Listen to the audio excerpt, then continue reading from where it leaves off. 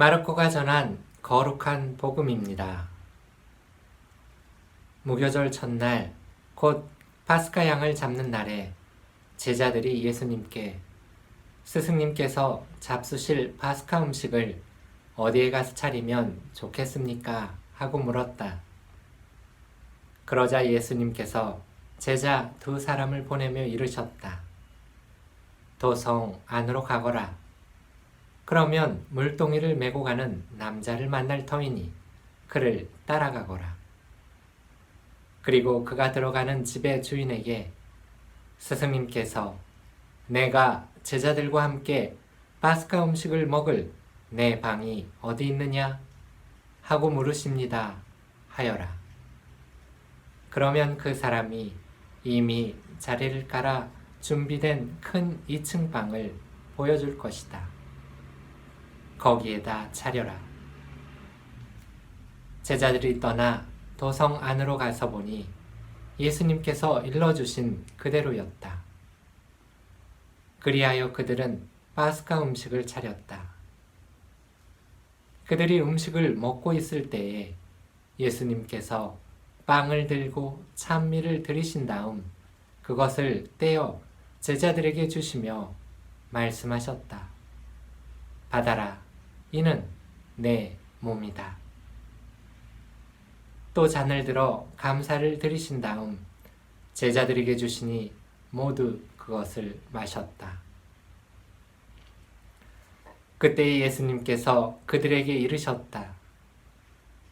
이는 많은 사람을 위하여 흘리는 내 계약의 피다. 내가 진실로 너희에게 말한다. 내가 하느님 나라에서 새 포도주를 마실 그날까지 포도나무 열매로 빚은 것을 결코 다시는 마시지 않겠다.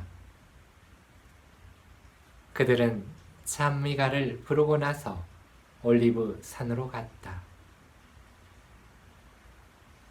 주님의 말씀입니다.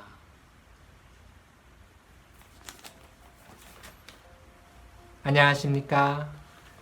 예수의 김형욱 도미니코 사비오 신부입니다. 지금 제가 사도직을 하고 있는 일본 나가사키 26 성인 기념관은 1549년 프란치스코 하비에르 성인께서 일본에 가톨릭 신앙을 전파한 이후 그분의 친필 편지를 비롯하여 교회 역사문화 유산들을 전시해오고 있습니다.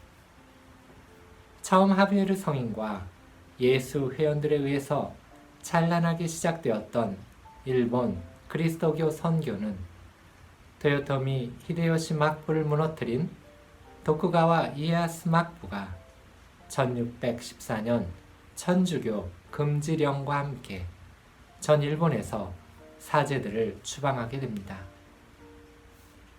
목자 없는 양떼처럼 남겨진 신자들은 막부의 강요에 의해 신앙을 버려야 했고 배교를 거부한 이들은 죽음으로써 자신들의 신앙을 지켜나갔습니다. 이러한 박해 상황을 묘사한 엔도 슈샤크의 침묵이라는 소설과 해당 소설을 영화화한 마틴 스콜세지 감독의 사일런스는 당시의 이러한 시대 상황을 사실적으로 묘사하고 있습니다. 혹시 아직 영화를 감상하지 않으신 분들은 꼭 한번 확인해 보시기 바랍니다. 결국 1644년 막부의 박해 속에서도 마지막까지 신자들을 돌보았던 코니시 만쇼 신부님이 지금의 도쿄에서 순교함으로써 일본의 역사 전면에서 한동안 그리스도교는 사라지게 됩니다.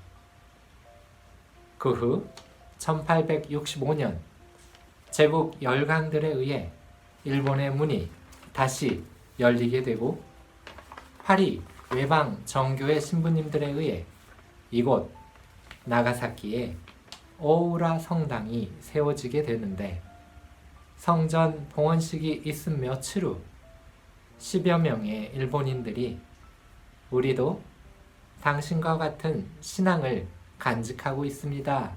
라는 말과 함께 파란 눈의 신부님들 앞에서 자신들이 그리스도교 신자임을 밝히게 됩니다. 이렇게 해서 샘프쿠 키리스탄, 즉 잠복 혹은 숨은 그리스도 교인들이 천주교 금지령 이후 250여 년 만에 처음으로 세상의 모습을 드러내게 됩니다. 이곳 기념관 한켠에는 잠복 그리스도 교인들이 어떻게 교회도 사제도 없이 신앙생활을 해올 수 있었는지에 대한 기록들이 전시되어 있습니다. 막부의 박해를 피해 깊은 산속이나 외딴 섬으로 숨어든 신자들은 신부님들의 역할을 나누어 맡아지게 됩니다. 예를 들어 미즈카타라고 불리는 신자는 공동체에서 세례를 주는 역할을 담당하고, 초카타라고 불리는 신자는 교회 전례력에 따라 축일, 기념일 등을 책임지며, 끼끼야쿠는 공동체의 소식을 곳곳에 전했습니다. 이렇게 공동체의 책임자들, 그 후손들, 또 그 후손의 후손들은 250여 년을 이어가면서 빵과 포도주 대신 밥과 술로 감사성제, 즉 미사를 드려왔습니다.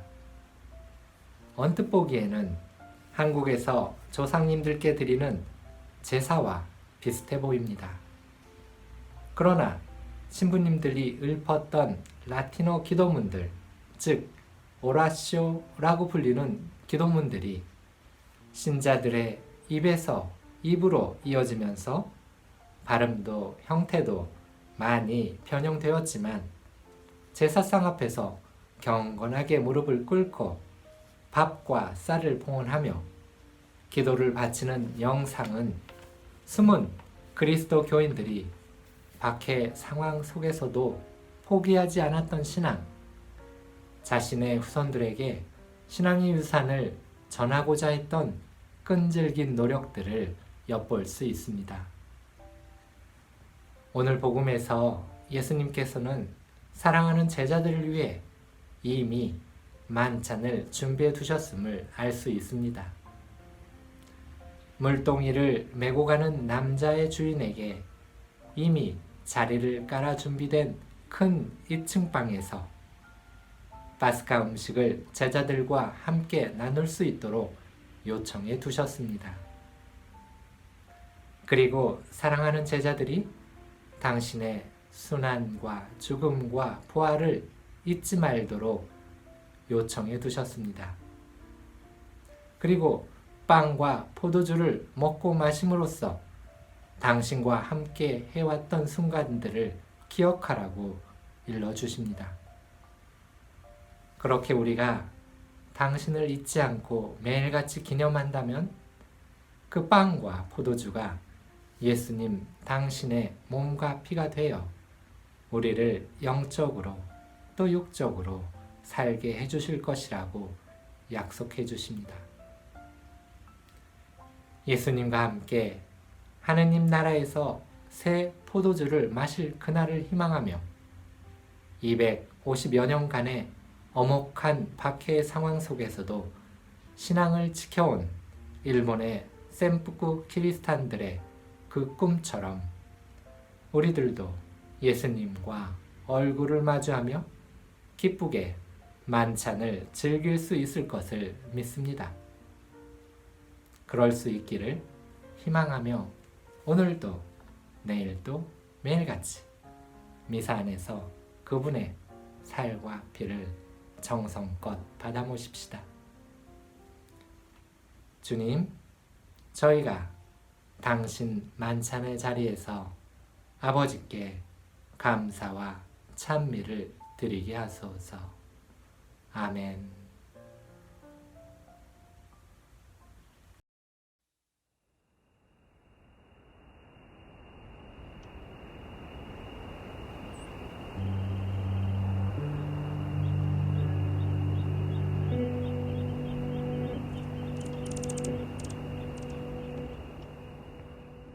말레사 영성의 집은 고요와 자연 안에서 삶의 매듭을 푸는 자리입니다.